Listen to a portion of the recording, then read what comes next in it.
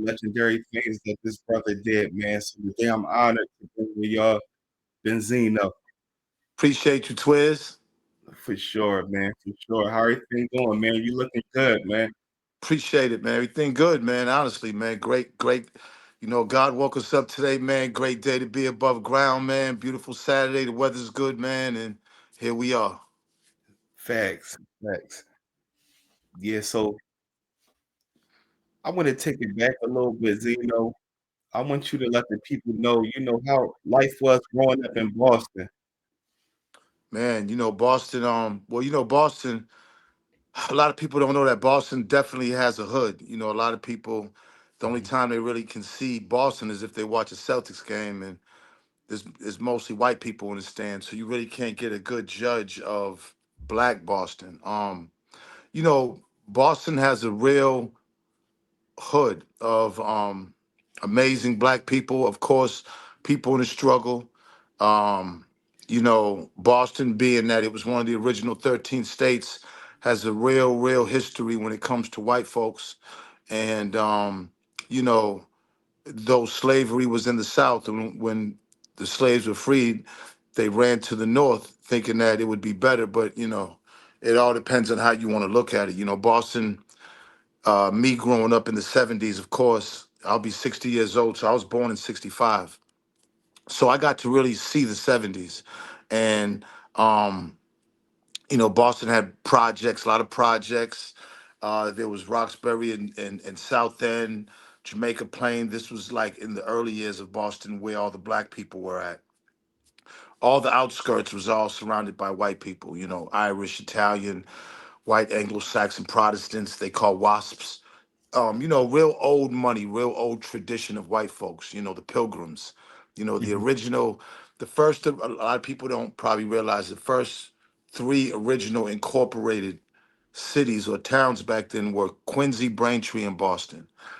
And and I paint that picture just to show you it's a long history of white people in Boston and their domination of the city, and it hasn't changed. Mhm. Growing up in Boston, you knew right from the start that white people had it better than black people. And my father was a street guy. My mother, she was a hardworking Cape Verdean woman. Cape Verdean, the people that migrated to Massachusetts and Rhode Island years ago from these islands off of the west coast of Africa called Cape Verde Islands.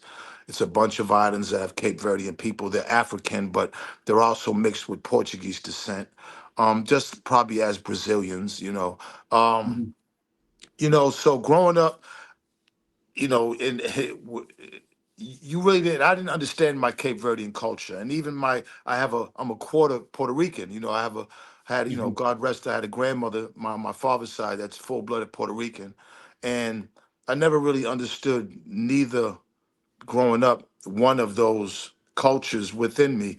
I just considered myself black. I didn't see myself even. I didn't even see myself colorized. I just considered, hey, I'm black like everybody else. Yeah. And my dad, did a lot of time in jail, so he wasn't around per se.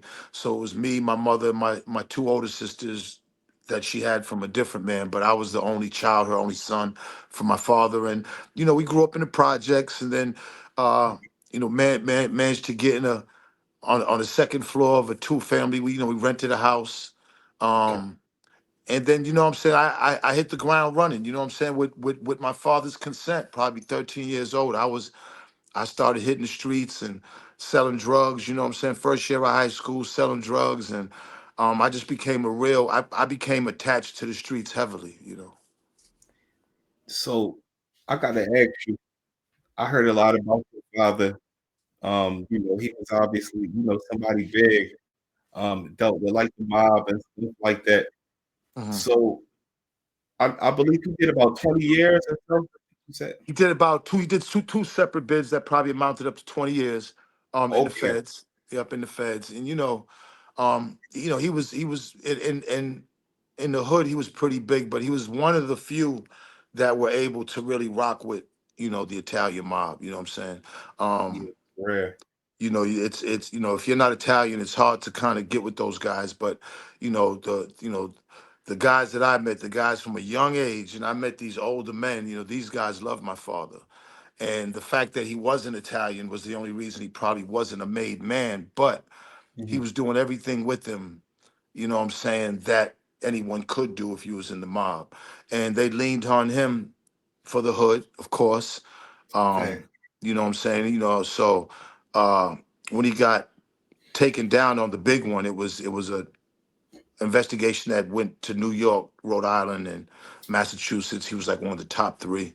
That was the big, the big case he got. And this was all prior, before the feds changed the guidelines. He was really lucky. My dad could have been in Mhm. there for life if he went under the old guidelines. Once they changed the guidelines in the 80s, then he would have been in trouble. But he managed to come home. Me and my mom would take me to go see him at a young age, all the time, to go see him up there. I was going every Sunday. He would have me transfer little notes back and forth to onto the mob guys. I was dealing with the Angulos and the North End. Those are the guys that Whitey Bulger had actually ultimately snitched on. When you look at both movies, The Departed and Black Mass, Whitey Bulger was the was the Irish side, and the whole thing was he told on the mob in Massachusetts. The big Mhm. guys, and those are the Angulo brothers. So I met all of them. What I mean, like my dad was cool with all of them. Worked with them, and then also the Patriarchas in Rhode Island. The mob boss Raymond Patriarcha, and you know when I was young, these were just my father's guys. And my father, I respected him a lot. I fed my father, of course, and whatever he told me, I did. So my mother would take me to the jails, and when she'd go in the bathroom, then he would tell me what I had to do at a young age, give me little notes and letters, and I'd have to crumble them up, stick them in my ass, and then take them to other prisons to go see those guys, sit with them, pass it to them, and then that was it. Damn. Yeah, yeah. I was Ray Ray. They all called me. My name is Raymond, and they all Mhm. called me Ray Ray. Tito's son, Ray Ray. We called my father Schnapps, but back then, he was known as Tito. To those guys. To the hood and my guys. Because my father, it's crazy because my father is such an amazing personality that throughout my years, of course, when he was getting it, I was meeting a lot of guys and a lot of plugs through him, even when he was locked up. So I really had a great run in the streets, but when I started getting money, with the source and even with the streets, then I was taking care of him. There's a lot of hip hop guys that love my father because they Mhm. love that whole gangster. When you see him, his whole persona is that what you see on the movie with those gangsters. I mean, the way he carries himself, the way he talks, the way he treats people, just the way he goes about life, you could just see it. And a lot of me is because of him. I learned how to be a man because of my father. He was a street guy, but I learned how to love and have a conscience because of my mother, and that's just as important. I've learned later on to have. It's good to have everything to survive in the streets, and especially being raised by a father. That's important because I see all the problems just by looking out here when these guys aren't being raised by a proper dad or a proper male figure. I was very fortunate to have a strong one that really taught me a lot, and a lot of things I've held even up to 60 years old that I owe that man. But it's just as important. I want to really push this message for any young guy that's out there that yeah, even though even though the entertainment world and movie world and everything kind of champions the street guys and the mob guys and the hustlers, and I got that. I grew up that.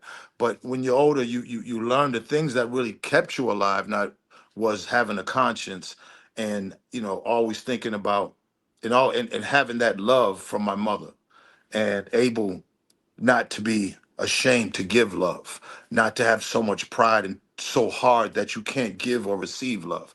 So I learned that from her, and I just think it was a good balance of both. From both of them. Yeah, that's heavy. And I gotta ask, for you being such a young age and your father being who he was, at a young age, did you feel as though that you were obligated to fill the shoes of your father and continue with the legacy?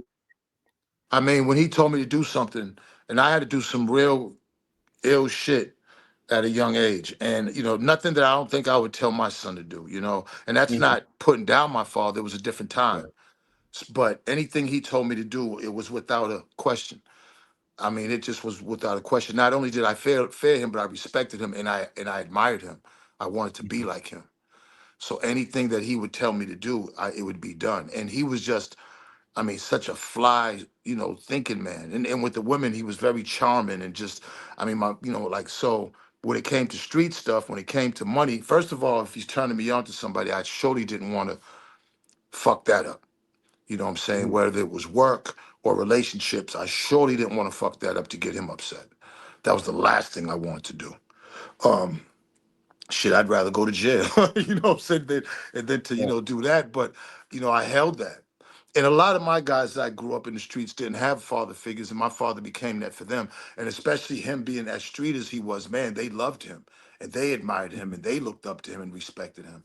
A lot of my respect I got, of course, in the streets was through him. But then from me being out there with the guys out there, then just coming up, I got to earn my own name. But I don't make no mistake that a lot of there was a lot of what's the word I could use? A lot of eyebrows raised, if you know what I'm saying, if somebody was fucking with me because they knew I was Tito's son. So how do you feel about nowadays? I'm from Philly, and it's like a lot going on these days with the youth. Not to knock them, but they don't like really respect the ones that came before them. You know what I mean? It's like they come in with their own rules. I got the answer And for that. I got the answer for that. I really do. I got the answer for that. Not to cut you off, but I really do have the answer for that. mhm, What happened with us? See, prior to now, when it's a natural order of things to look at the generation that's before you and admire them and be quiet and just learn from them. It was a natural order. Nobody really had to tell anybody that. That was a natural way of doing things, just like, eating food. When you're hungry, you eat. When you want to learn about stuff in the streets, you get around these OGs if they let you around them. And if you are, you just shut your mouth, you watch and you learn, right? Listen and learn. Um, right now, it's just because the internet came, it kind of passed over the OGs. And since that happened, the youth passed us too and went right to the internet. They're being mhm, guided by the internet. And that's the only difference. The internet, the internet's energy and vibration is so strong and the conditioning is so strong that this generation felt like, hey, listen, why do we have to listen to the OGs when the internet, I can listen to more, see more, and get the information just like this, or so they thinking. This is mhm, what they're thinking. So it's almost like we don't have a chance against something that powerful. But what I'm noticing and just looking at the internet all these years, since probably 2012, is the amount of false information and the amount of misrepresentation and fiction that these kids are picking up from it and taking it as real life and as morals and as word. And that's the problem. I think that's the curse. You know, mhm, if it'd be all right if they jumped over us and then they was getting all the proper information that they needed for them to succeed, but it's actually the opposite. And which makes me believe that there is no other way than the natural order of things. You know what I'm saying? There's no other way for these guys to really understand and learn unless it's going to come from us.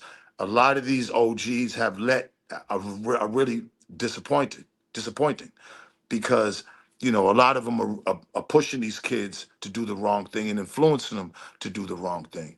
mhm, And and that's the problem. You can't expect the kid, what I'm saying, to want to get with an OG. First of all, if they want to listen to him, then he has to be super street. Well, the streets ain't no more.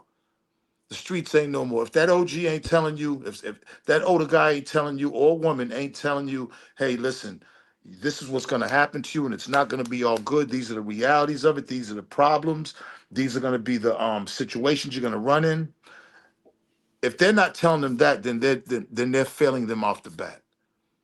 If they just want to tell them a bunch of bullshit just to get them to agree with them or to be yes men or for them to look at them in a certain way, you know, uh, then yeah, we have a problem. That's the number one problem I feel right now is that the youth has skipped over the generation to run straight to the internet, and we don't have a chance against that. Yeah, that's a fact. And one major thing you said, like the streets is over, and we know it's people still moving around out here, but for the youngest, man, there's cameras everywhere, and these- we all got these right here, these smartphones, man, where it's investigations, they pinging stuff. It's like, yeah. But I've never listen. The streets, the reason why that you could survive in the streets was a lane to get money and hustling from the other lanes that was in America at the time for black people was because it was always our own, us, like the mafia. The mafia is this of ours. That's what that means. This of ours, meaning it's ours. Whatever goes on, whatever type of rules, whatever, it's ours. It's away from everybody else because that's how you can keep the organization going and away from just crumbling because everybody knows what you're doing. That's what the streets was supposed to be. And, unless you was local police, man, you could move around and you could get money and you could do a lot. It's only in fact, the last 30 years that they've built up this big informant type of network, and now the internet. I mean, you don't have a chance. I mean, if the streets no longer exist, the streets that I knew no longer exist. I don't care what mhm, anybody says. It doesn't exist anymore. It's the past now. Right now, everything is on the internet, and what's disappointing is to look at all these street guys just tell everything about themselves and their friends and what they're doing and what they did. It's the most like I really being from. Remember, I came out say in '78, so I mhm, went through all these decades and watched all the changes and was able to adapt and adjust. But watching what's going on the internet now, how guys are basically just the information that's being out there. And then you got all these internet detectives and sleuths who's never been in the streets, but just want to get clicks and comments on trying to solve cases before they even get to the police. I've never fact, seen nothing like this in my life. And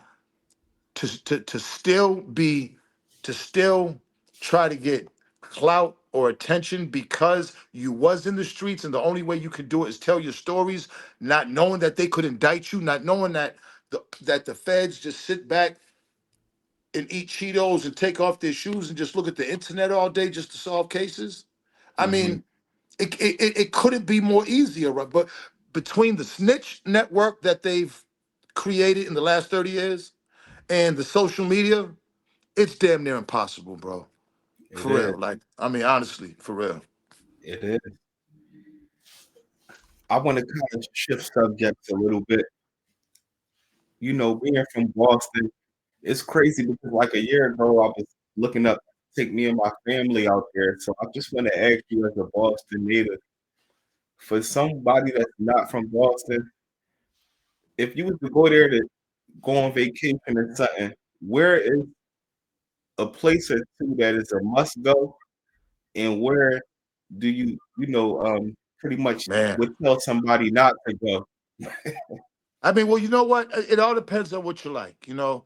If you're looking for beaches and sun, forget it. All right, forget about that. Unless you go to the Cape Cod or maybe Martha's Vineyard, one of the islands. It's beautiful there.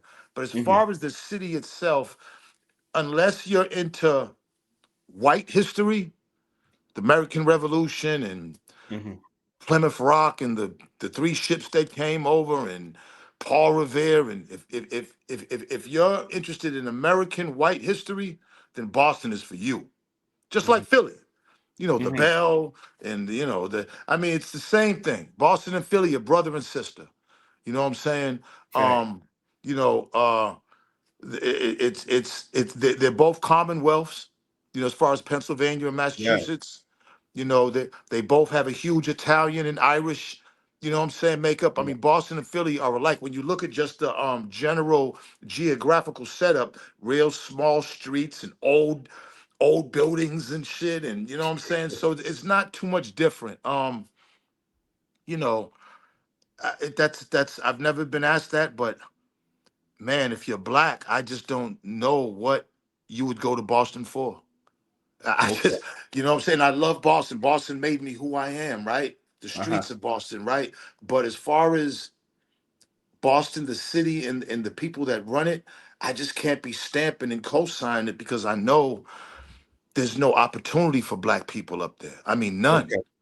You know, I mean, granted, you can, I mean, there's free health care to an extent because it's a democratic liberal state and, these other things that they have, programs. But as far as culture and us being able to be us and us being able to show our greatness and us being able to really put our foot down to have something there and let the world know, forget about it.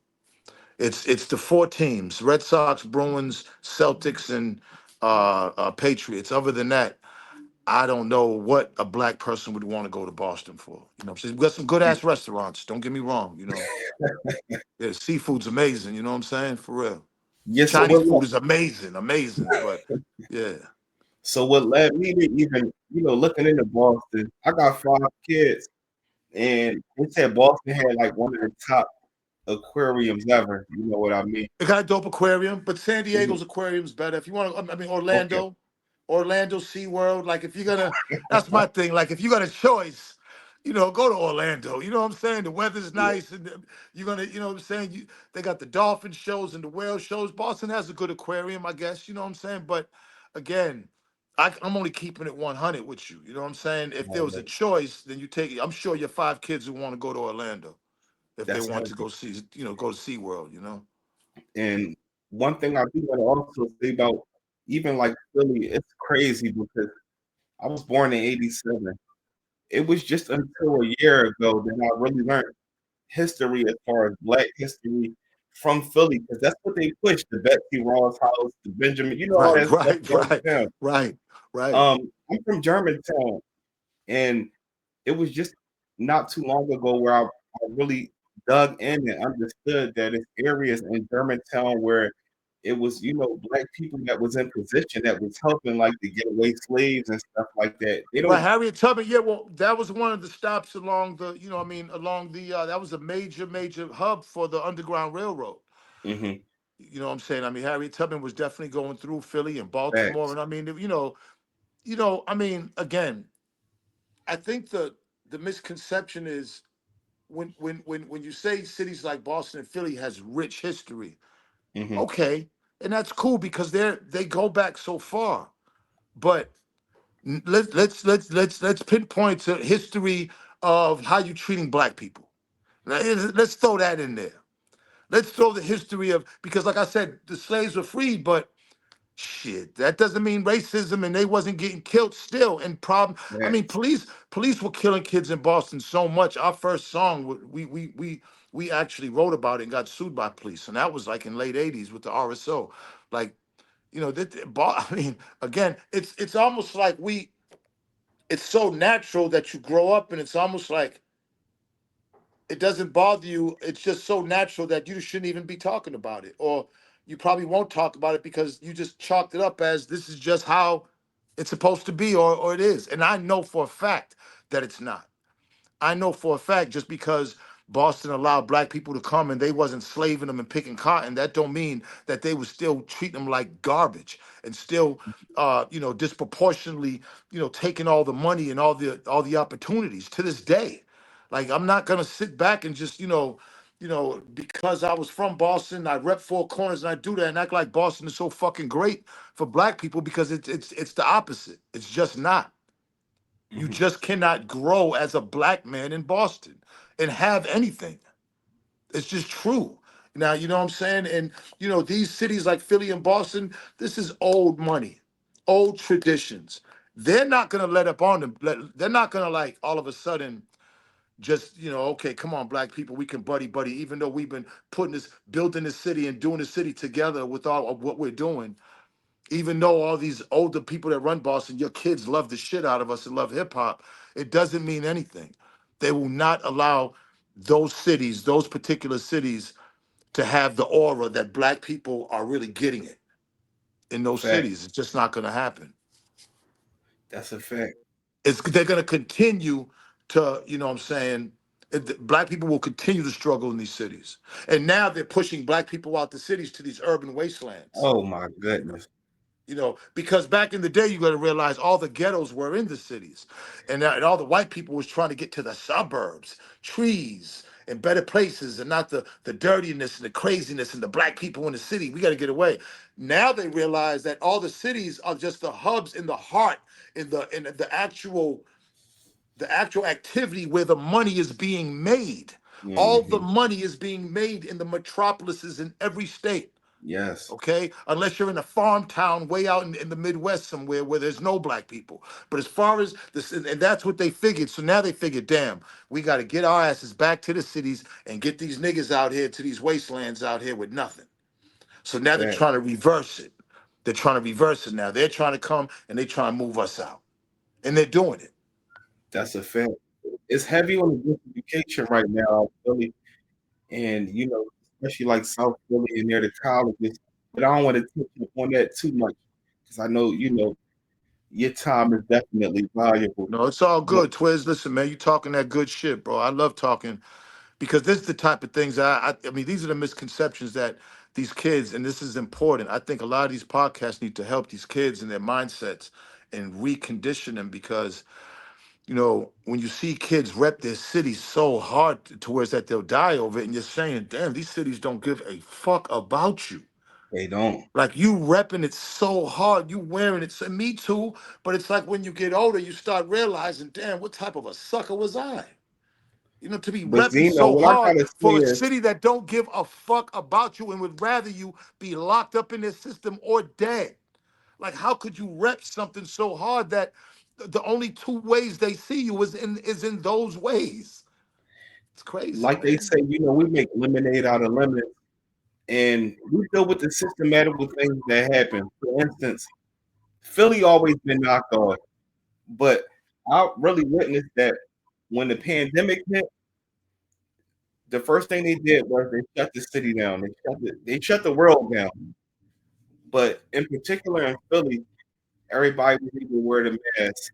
Then I started noticing there was places like Louis Vuitton, Gucci, and them, and they start making the designer shiesties. They were promoting it. Then at the same time, ghost guns everywhere. But with the ghost guns also came with the pandemic money. Right. So if you a young guy and you got 20, 30, 50,000 and these ghost guns that's getting flooded by these terrorists and stuff, it's nothing to get five, six, seven of them. No serial numbers or none of that. And then they let this systematical stuff happen, and then it's like they try to make it like everybody crazy. But I remember being young and growing up and being in the streets. You had to not to glorify it or nothing, but the person might be like, I got a 380 for sale. I got a 4 pound for sale. They would come, and if your money ain't ready, then you ain't got it. But now it's just set up for these young boys to get it like that.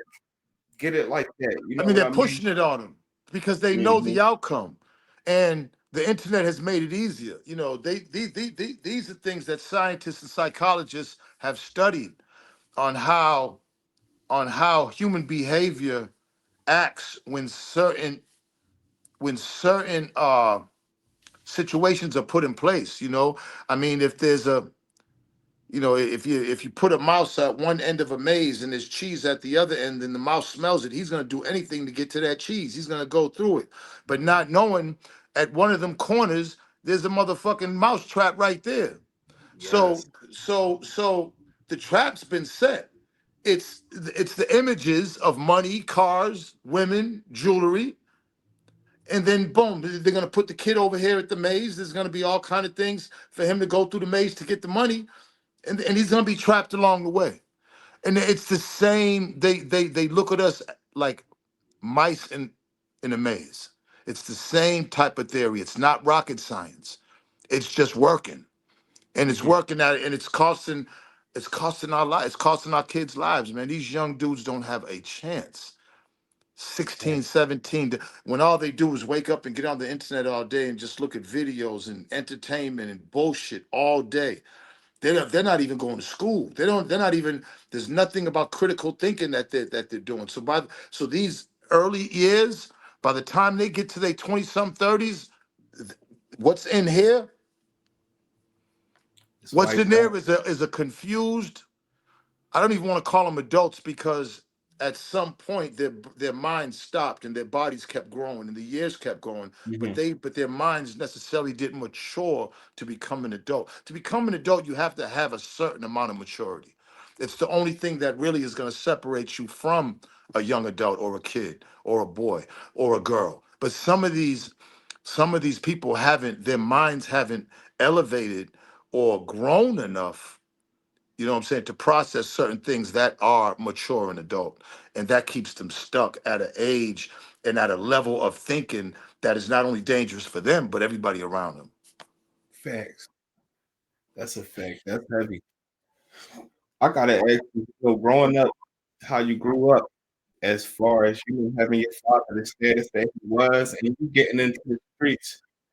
How were you able to transition to music, and what made you transition into music? Well, that was easy. You know, my father's from New York, so my grandfather was from the Bronx, and he had a son. I learned how to scratch. I'd be getting shipped up there 4 months out the year. I learned how to scratch at 11 years old, like in 1977. I learned hip hop at a young age and fell in love with it. Hip hop was the streets. The streets was Mhm, hip hop. That's why it really wasn't a transition. It was something that, listen, you selling your drugs and you listen to hip hop. In my case, I started DJing, doing block parties, and when they come, I would sell out. I have all my manila envelopes of weed bagged up. I have my little fucking things of heroin, my little bags of heroin bundled up, and I'd sell throughout the whole day, all night, spinning records, letting other DJs come, let the people MCing.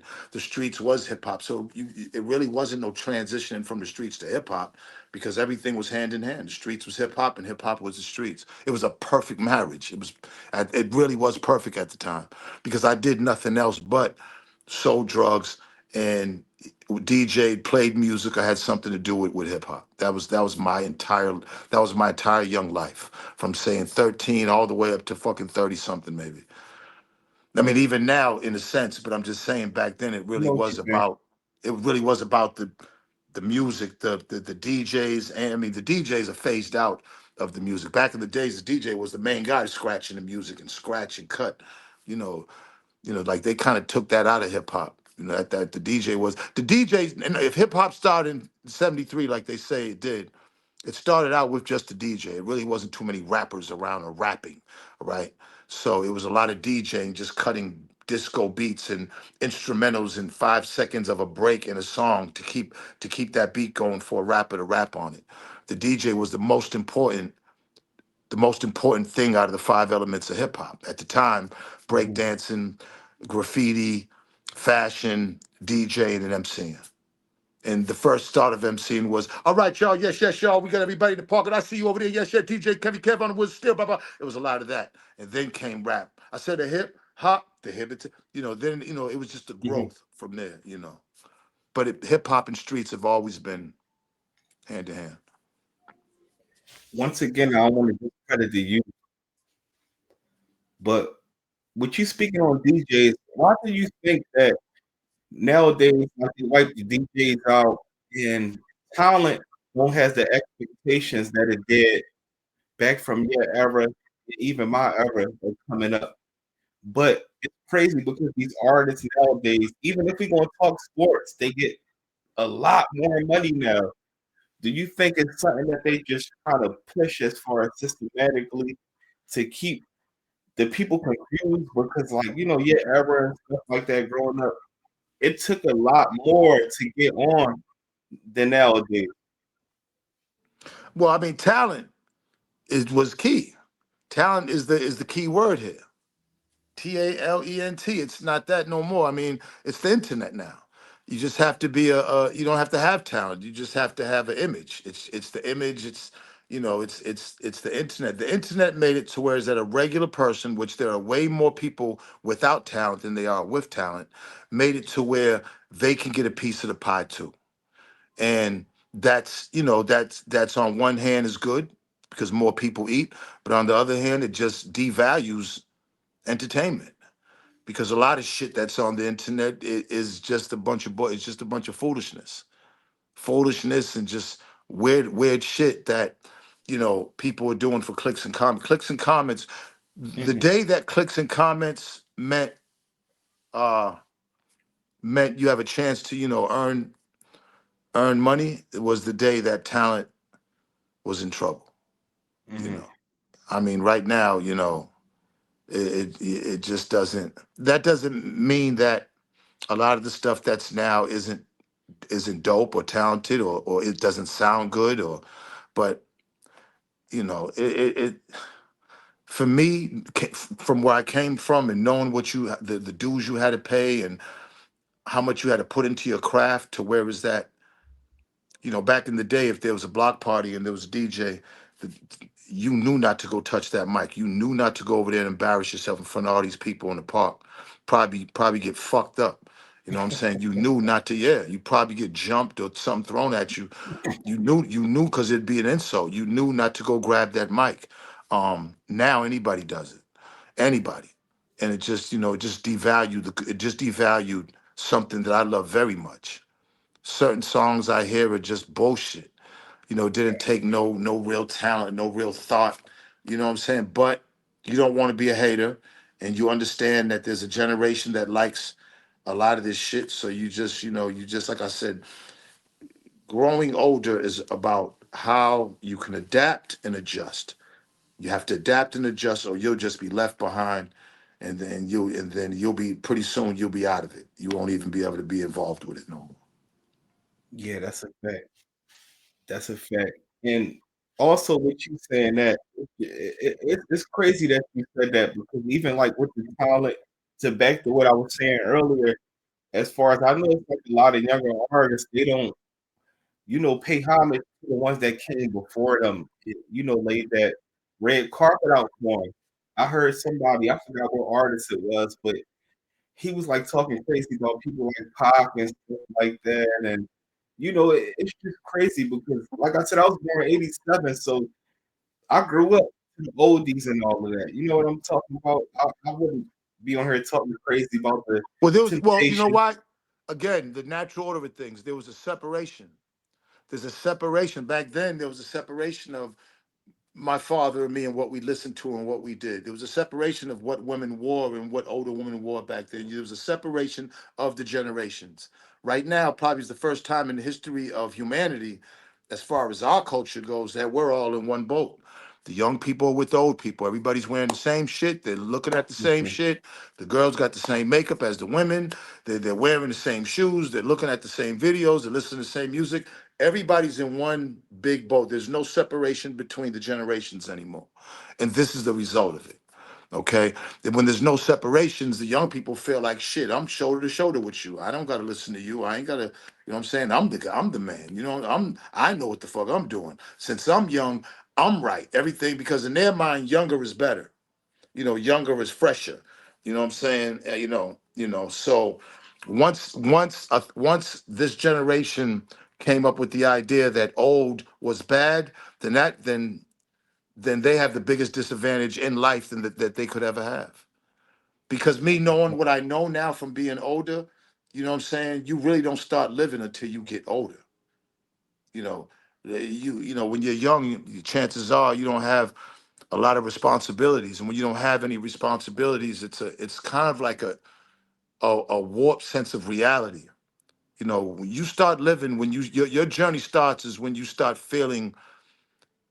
being an adult, when you start feeling the struggle of self and looking in the mirror and taking accountability and you know what I'm saying and making decisions that affect you and how you make your decisions.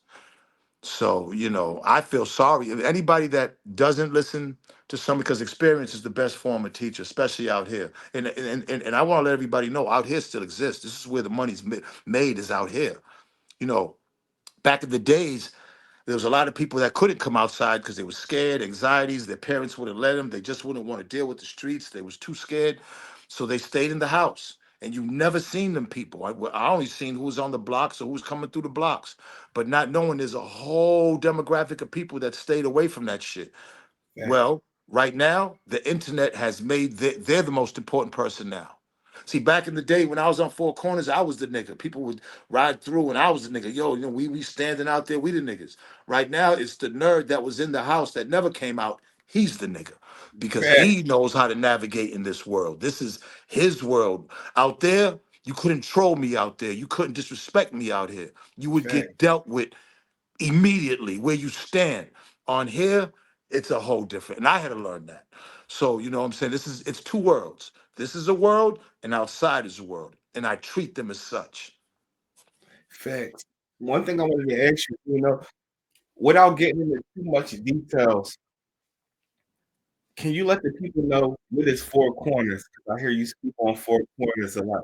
Yeah. Four Corners is a section of where Roxbury and Dorchester, like kind of like the borderline meet. And it's of course there's four corners, so it's a major between Washington, Bowdoin, and Harvard Street. It's a major where all the streets, where all the people drive by, major, place to drive through to get from Roxbury to Dorchester to Mattapan and vice versa.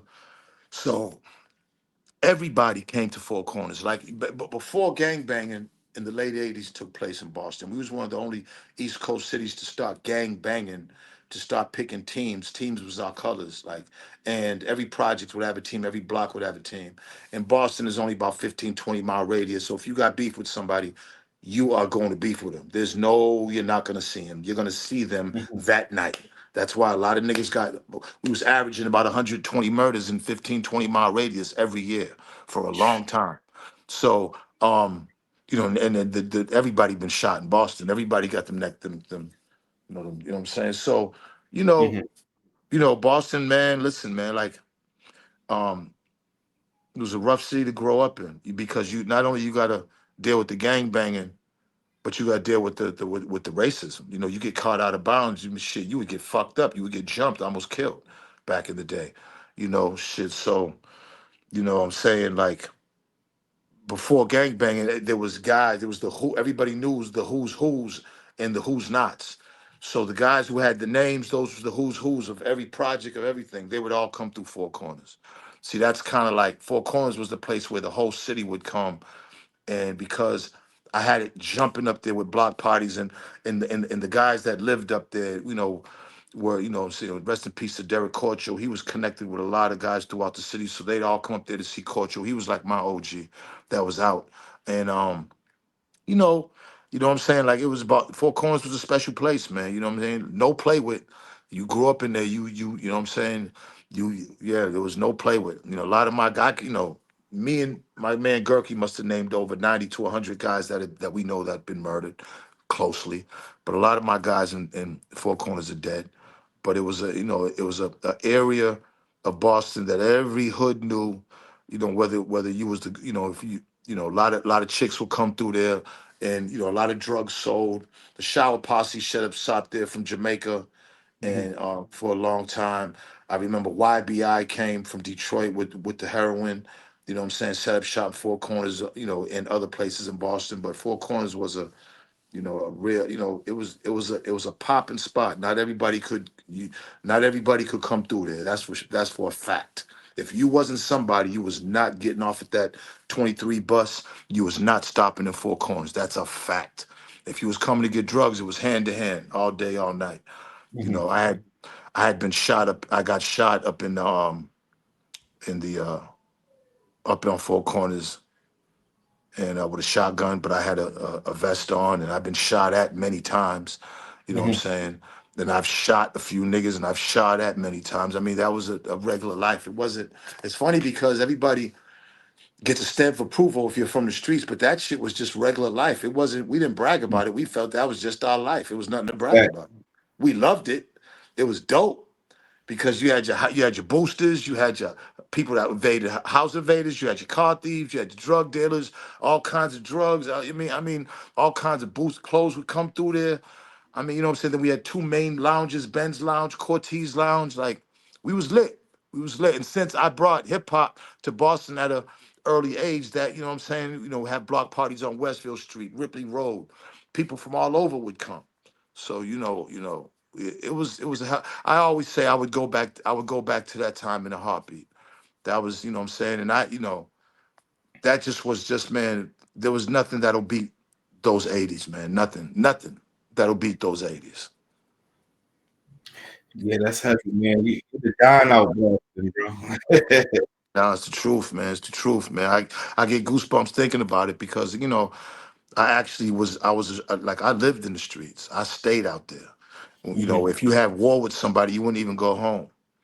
You know what I'm saying? I used to sleep on niggas' porches with pump shotguns. You know, it wasn't a lot of choppers and nines back then. You had Hmm. revolvers and pump shotguns, and some, you know, or you would sawed off pumps. Hmm. But you know, you'd have your 22s, your 38s, your 32s. Sometimes, you know, a nigga would have a Beretta, be like, oh shit, what's Facts. this? You know what I'm saying?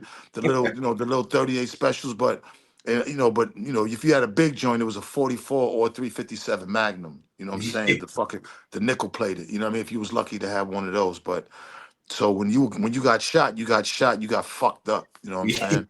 You know what I mean? Any gun will hurt you, you know, but No, but getting shot with a fucking pump shotgun yeah, and that's sawed crazy. off, you know, they only shooting, you only got two shots. So it's either the ones that you shoot dares with, they got the pellets that shoot everywhere. Yeah, So if you're not a good check shot, out. you know you're gonna shoot something, or you got them two big ass balls in them shits. You get hit one of them, you It's get hit over. one of them, and if you get hit in your leg's coming off. You get hit anywhere up Yeah, here, you're dying. You're not surviving. yeah, that's a fact. Yo, Zeno, it's crazy, bro. Being who you is and all the money that you touched in your lifetime. Man, how do you manage to stay to the curve, bro? Like you it's like you so regular and real, bro, where a lot of people that was, in your position, they just like lose connect with themselves or where they came from. They wasn't out there. They wasn't out there. The only thing I can attribute that to is I was out there. When you're out in the streets as much as I was, you just really become a people person. And nothing is bigger than the block. You know, you're not bigger than nobody else. Because there was a lot of guys out there selling drugs and a lot of guys doing their thing. I was just one of them. It's not like I was special. You know what I'm saying? The block made it special, but it's like when you live your life in the streets and that's all you are. Even when I became a celebrity or became whatever, I never seen that side of it. I just because I always had money. I had a good run in the streets when I was out there. When I got with the Source magazine, we started making M's. It was just more money. It was just I just took care of more people. So I necessarily didn't look at it like I was special or anything. I never seen that. I always wanted. I never wanted anybody to look at me like I was bigger than them or better than them. That always bothered me. You know what I'm saying? I would go out my way to make sure that I would be side by side with you, no matter who you was. You know what I'm saying? If we're in a public place, I don't want nobody to look at you and like, oh yeah, I don't, And when you have that money and when you're in that position, especially, you don't want to be the kingpin because, when I got indicted and they was trying to hit me with the kingpin, I would have got life in jail back then for that shit. You know what I'm saying? So I wasn't trying to be the leader of nothing. I wasn't trying to be, you know what I'm saying? I'm trying to be one of the guys. And that's what kept me alive and not locked up for a million years out here because I never flaunted like, yeah, I'm the big boss. So I never flaunted like, yeah, I got all this. I never flaunt. I mean, I like nice stuff. You knew I had money from the jewelry, the cars, or whatever. But Mhm. I always was one of the guys, man. Like to this day, money never made me. Like, of course, I'm not doing financially as I was, and of course, there was financial mistakes made with money. I was a kid from Roxbury, Dorchester that sold fucking crack and heroin and weed all his life. So any type of money I got and I knew I could spend it on something nice because I was getting back on the block tomorrow and I lived my life like that. Well, when I started getting my millions, I just would just blow it on everybody and blow it on crazy shit knowing I can get more. And that wasn't the way to be thinking. That wasn't the way to think, but you know, you live and you learn. You know what I'm saying? You live and you learn. I wasn't the greatest at managing money and I was somebody that just, took care of a lot of people and gave away a lot of money just to make other people happy. And I don't look back. I'm not one to look back and regret. I believe everybody's journey, especially if you're still living, something could have altered that natural. I always talk about the natural way, the natural balance of what God gave. And listen, man, I don't want, my rights. I'm proud of them. I take accountability, but I don't throw them up in people's face and I don't brag about them. I've done a lot of shit that I don't Mhm. talk about. Never do. I don't talk about war stories and talk about I had this and I'm worrying about right now. I only got a few hours to think on how I can get it now. I'm a hustler. I'll die a hustler. And it's the journey, it's the hustle of the money that I like, probably even more than having the money. You know what I'm saying? So, you know, moving forward, you know what I'm saying? I got things in the pot, but I'll do better managing my money. You know what I'm saying? I got people around me that I've learned how to manage money better. You know, I've never necessarily even had a savings account, all the millions of dollars I've made. You know, I've just always ran through a checking account. I've always just, you know what I'm saying? But you know, staying it's easy for me. I love people in the hood, man. I love people who are like me in the struggle. And anytime I get around a gas station or another place when I go host, I'm always hosting in the worst hoods and you know what I'm saying, in the most craziest spots. And when I get picked up, I'll be like, man, pull over at the gas station. I want to go to the most crowdedest one there. So cause I know when I walk out and there's motherfuckers in there, they're gonna be looking like that's Benzino. And I like that shit. And I'm taking pictures and yeah, these are my people, no matter where we at. These are people that struggle. I'm not better than them.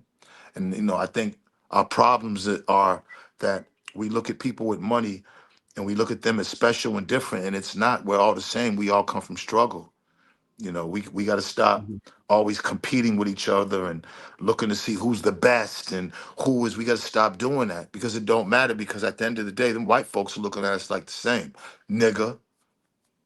You know what I'm Facts. saying? I give a fuck how much money you got. You know, they ain't looking at you special.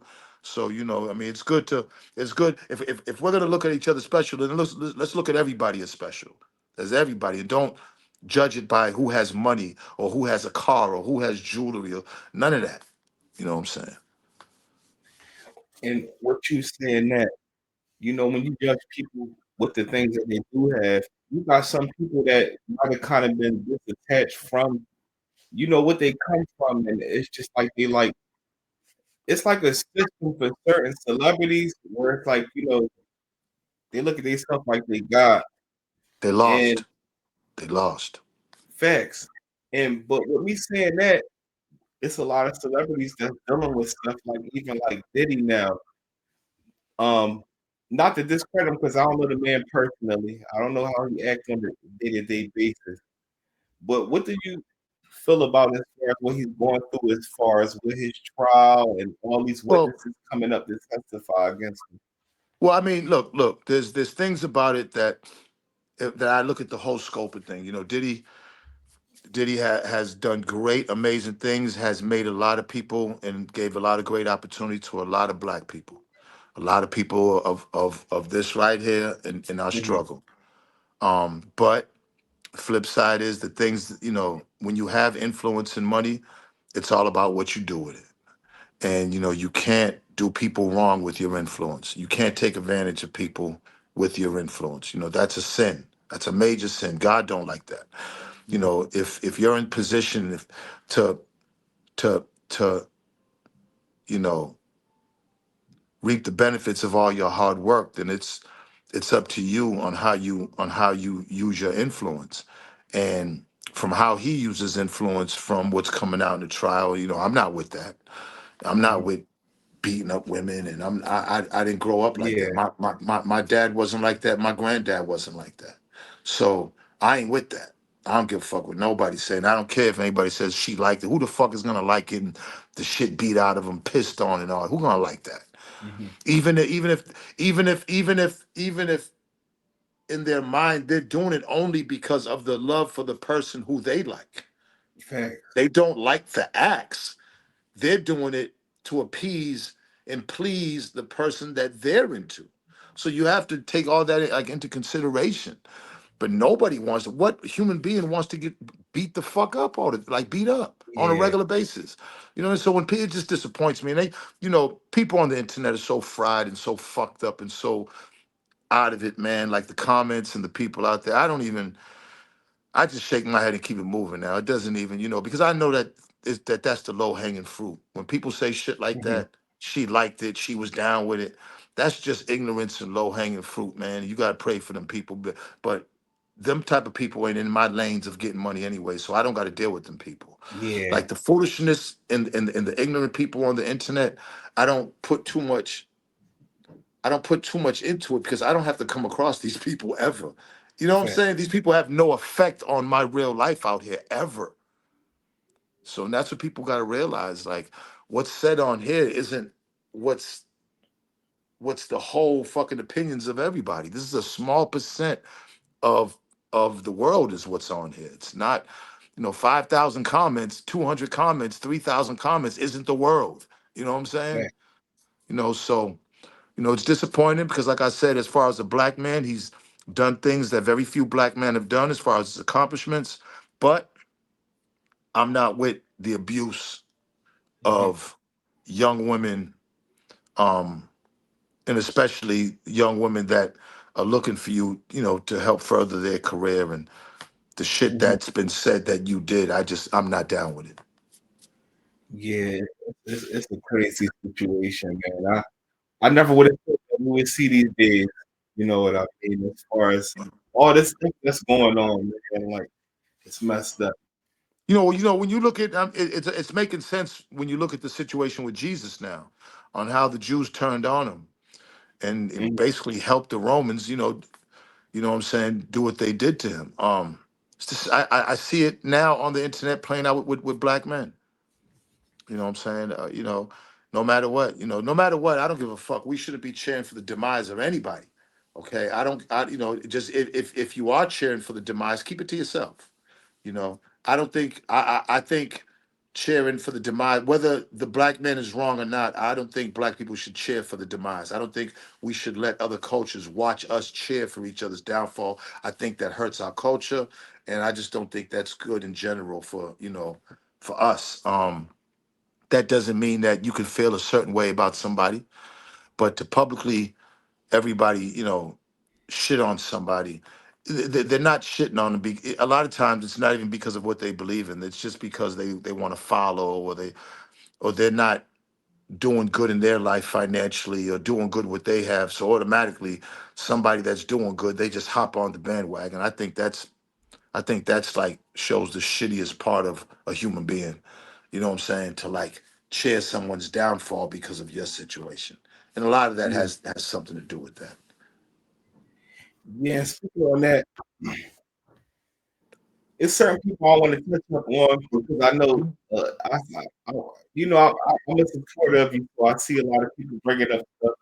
But I Right. do gotta ask you as far as what's your thoughts on, with Trump saying that he didn't say that he would pardon Diddy, but they asked him a question about it, and he was like, he would consider it if he feel as though a person is, Listen, being listen. railroaded. If you got money, you can get pardoned, man. That's just what it is. Like, don't think that Trump's just pardoning these, and like Young Boy and Kodak, Wayne. All these niggas are millionaires, and you can best believe that Fact. they contributed some to get their asses out. Trump's not pardoning nobody without unless you got a big ass bag. So let's start there.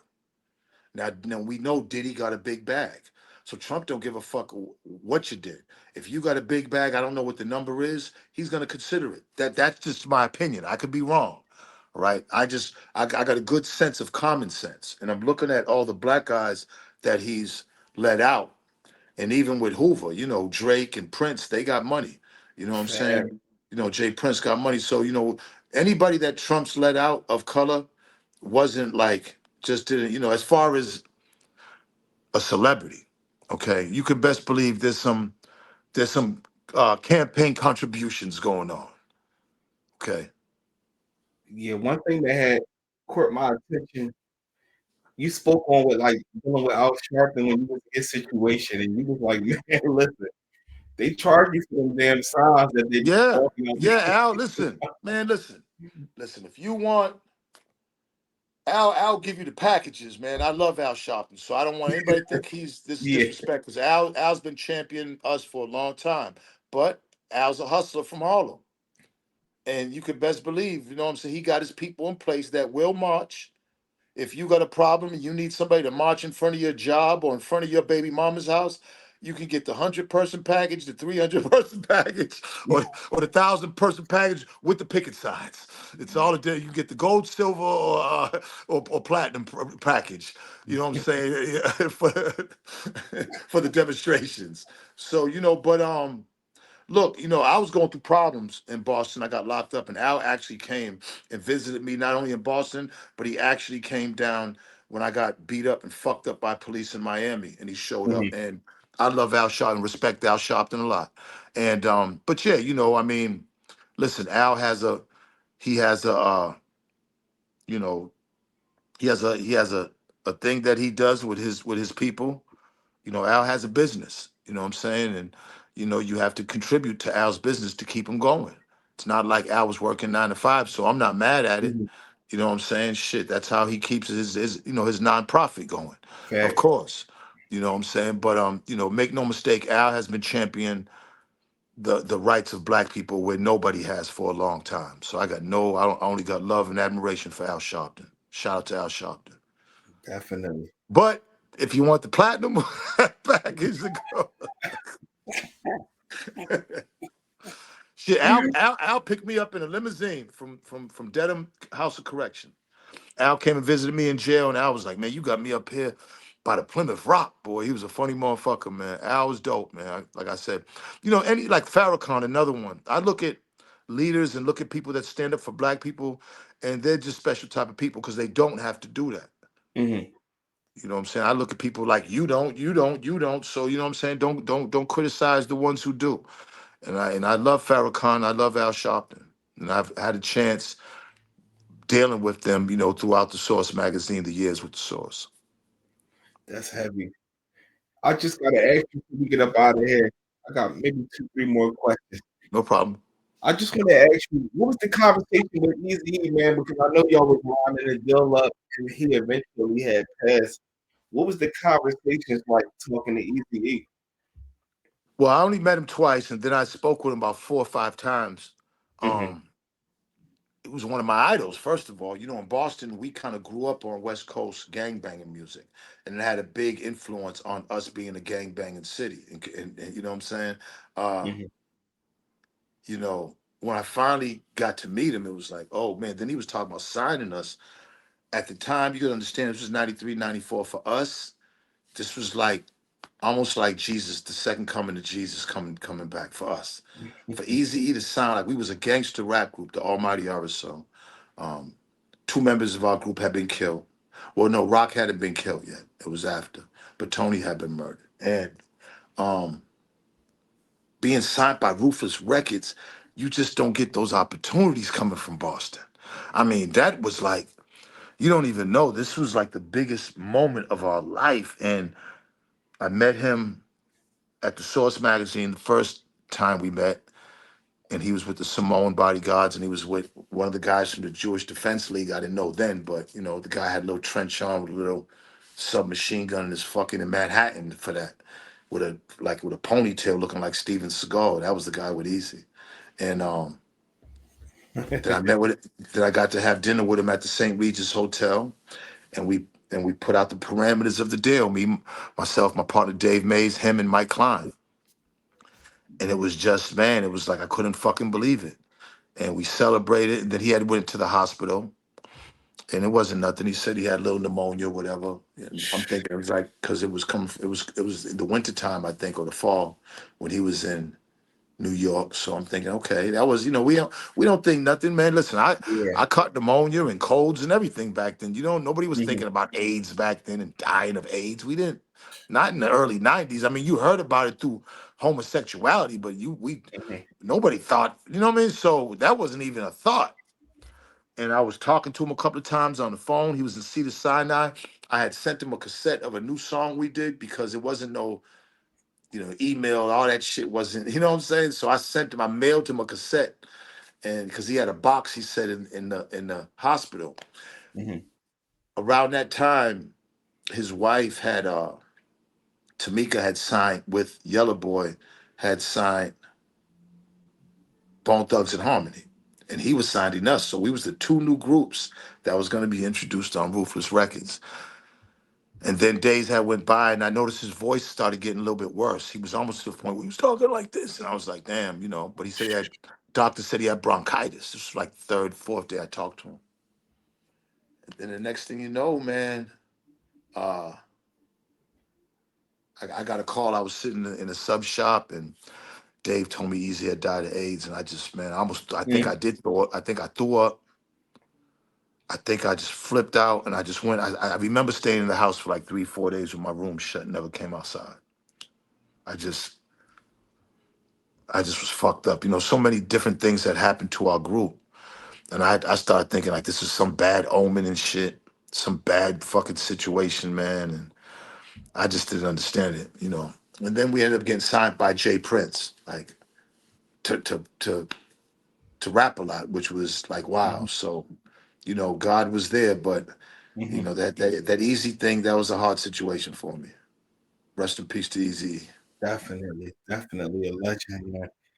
Never forgotten.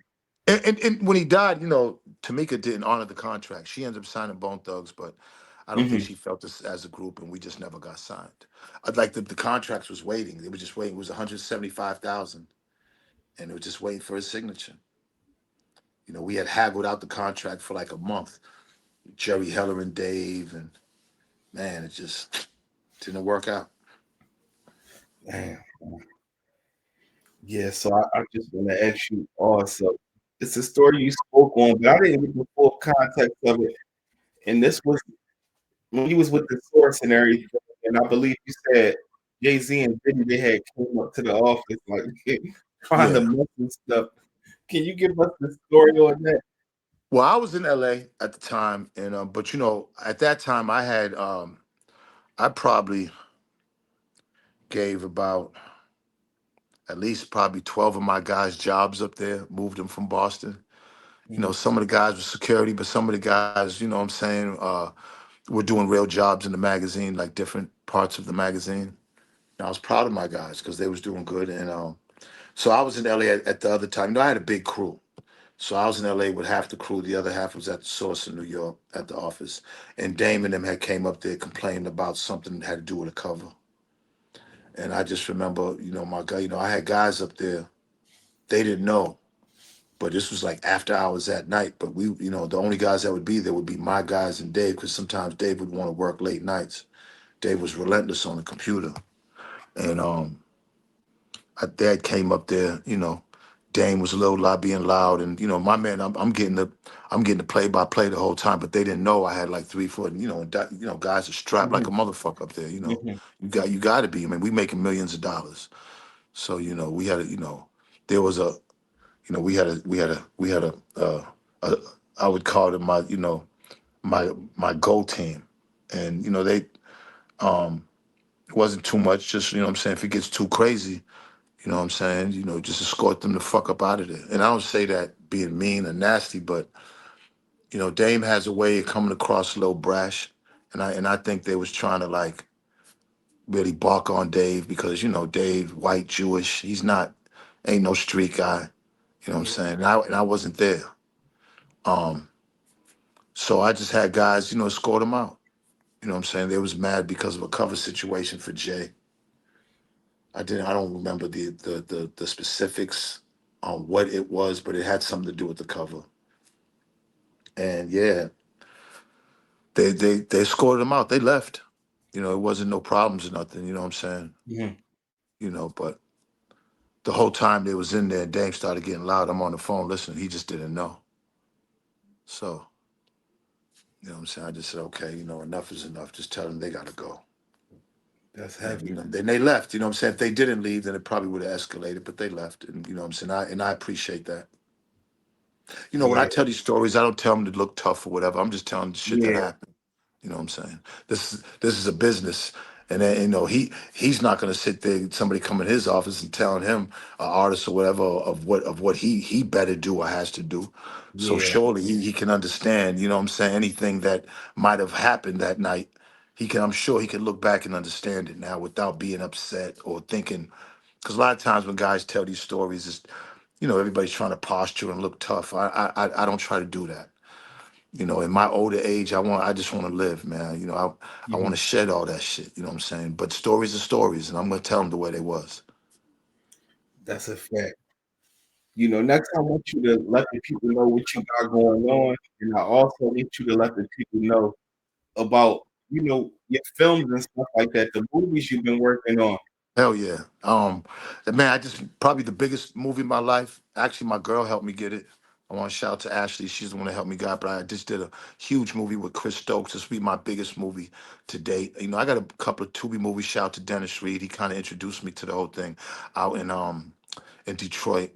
And but yeah, I got a bunch of movies. You just type in Benzino on Tubi and a bunch of stuff will come up, man. I love Mhm. acting. I have a series coming out that I shot with Dennis Reed called We Different.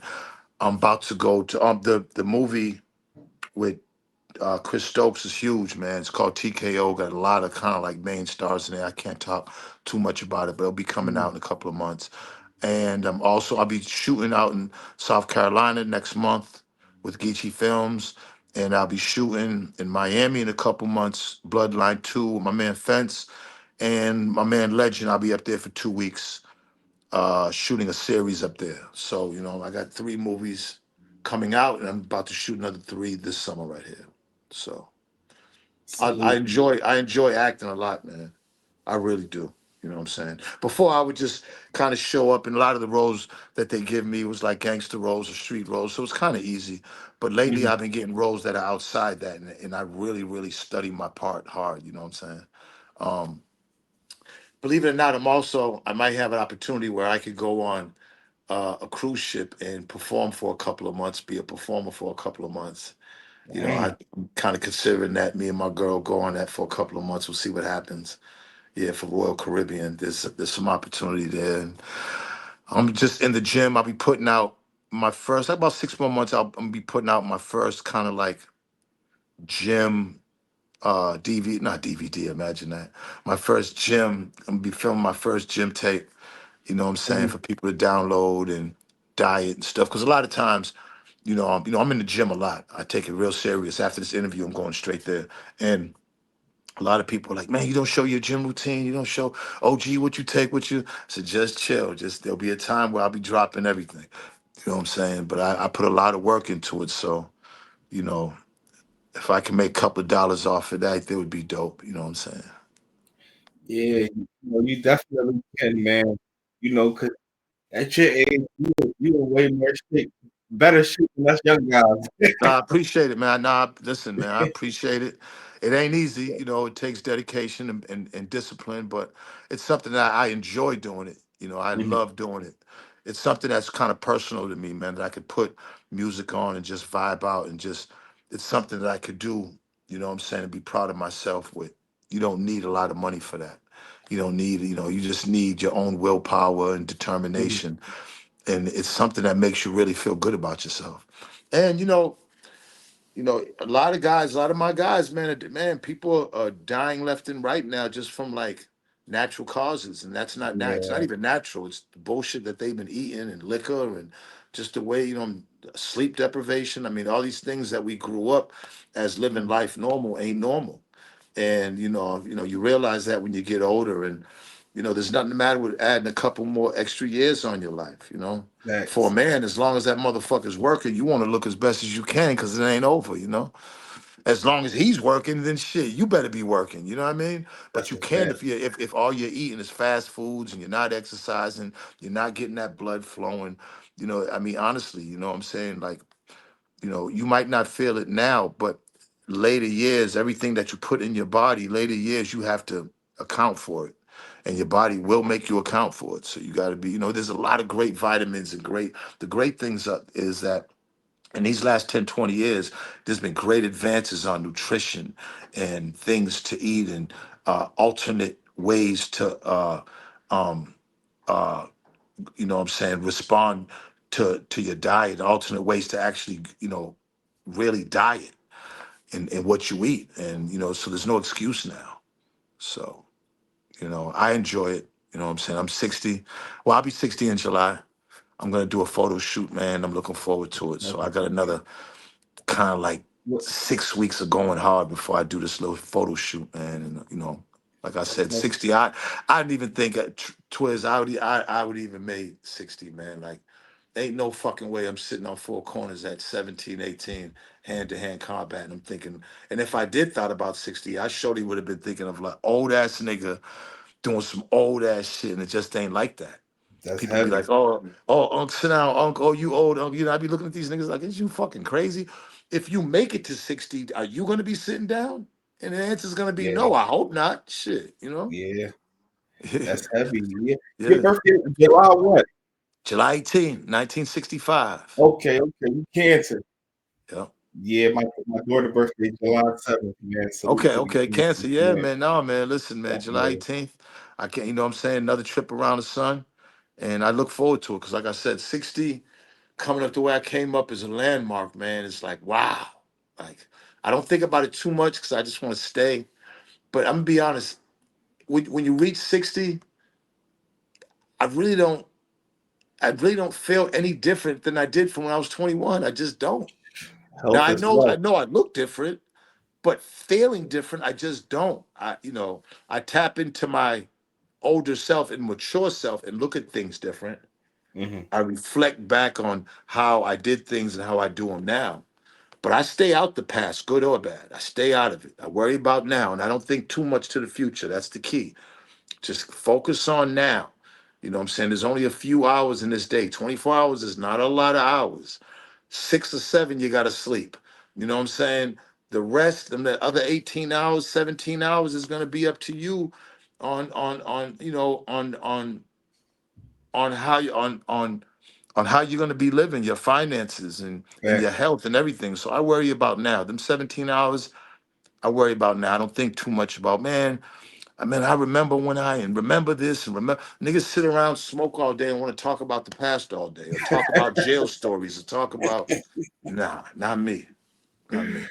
That's a fact, man. We love you. I just got one last question. All right, so you're doing the acting and all of that. At this point of your life, what do you enjoy most, or what did you enjoy the most as far as acting or music? At this point right now, I love music. I'll never stop loving music. Okay. Like and I can get in the studio and get it in. I know music, I love music. I'm talking, I can make some hot shit. That's never the problem. But acting is a real challenge and I love the way art can be told in an hour and a half or 2 hours on TV. And I've been in front of cameras producing, executive producing, acting, doing videos all my life. It's just too normal for me. So I have a love for it. I actually love it. You know what I'm saying? I love doing it. And I really want to be in bigger movies, man. I mean, I hope I can get into Tyler Perry or one of these big directors' movies one day, because that's really Mhm. my goal. And reality TV is great, but I want to be in bigger movies, man. I want to be in